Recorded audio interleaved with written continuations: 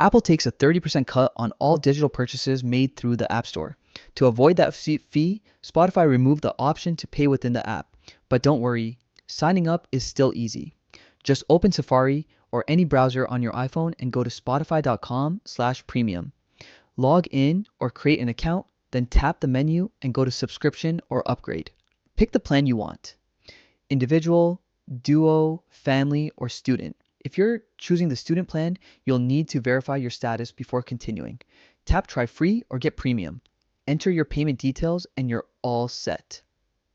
When you open the Spotify app, your premium status will activate automatically and you can start listening without ads right away. If you're in the US, it's a bit easier now thanks to some recent rules. Spotify can show you in-app links to view prices and start upgrading, which makes the whole process feel more direct and saves you a bit of time. Just make sure your app is updated. Tap Get Premium or Upgrade inside the app and you'll be sent to your browser to finish the process. For everyone outside the US, you'll still need to sign up through your browser for now, but the steps are quick, reliable, and work exactly the same on any iPhone.